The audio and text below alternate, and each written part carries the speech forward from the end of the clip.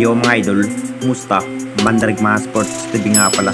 Ating pag-usapan, Barangay Nibra, Stanley Pringle, makakabalik na nga ba sa upunan ng Barangay Nibra at ay sa Apgo, gagawin trade asset ng Barangay Nibra. Pero bago nyo nga yan, kung bago pa lang sa aking channel, huwag mong kalimutan mag-subscribe at i-click ang notification bell para like kang updated sa rin dito sa upload natin.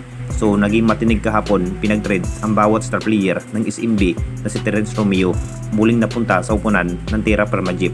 Talagang sobrang tihado nga ang upunan ng SMB kung saan naging big impact sa pagkawala ang nasabing player na si Terence Romeo. Bilang guard naman ang kinuha ng Terra Firma Jeep mga idol kung saan naging factor si Terence Romeo, magsama naman si Terence Romeo at si Stan at posibleng makakabalik muli ang nasabing guard ng Terra Firma Jeep na si Stanley Pringle mga idol. Alam na nating lahat, marami na nga rin ang nagsasabi baka matutuloy na nga ba ang nasabing guard ng Terra Firma Jeep na si Stanley Pringle mga idol na mapupunta sa kamay ng Barangay Nibra ngayong season.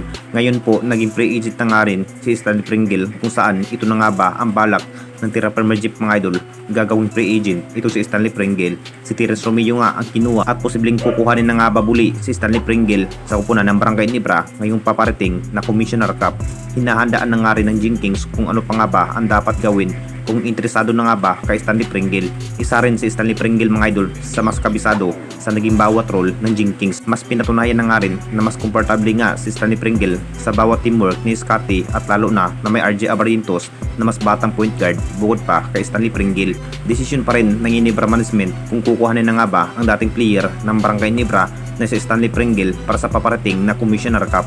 At dito na naman tayo sa isa pa nating balita ay sa Apgo, gagawing trade asset ng Barangay Nibra. Pinagsisimulan na nga rin po ang solidong lineup ng ating Barangay Nibra kung saan na may Troy Rosario bilang forward bukod pa kay Jimmy Malonzo at Japet Aguilar. Ini-expect na nga rin na mas magandang lineup na nga rin ang nakita ng ating Barangay Nibra para sa paparating na Commissioner Cup.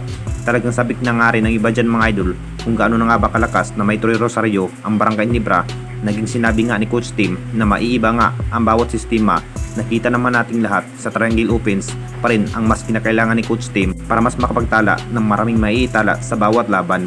Tulad nga sa ating national team na Gilas Pilipinas, ginamitan na nga rin ni Coach Tim kung paano pa nga ba na madidipinsahan gamit nga ang Triangle Opens. Parang ganun rin ang gawin ni Coach Tim para sa kupunan ng Barangay Nibra at baka gagawin trade asset na nga ba ang nasabing big man na si Isaac Go mga idol. Naging free agent na nga rin si Isaac Go.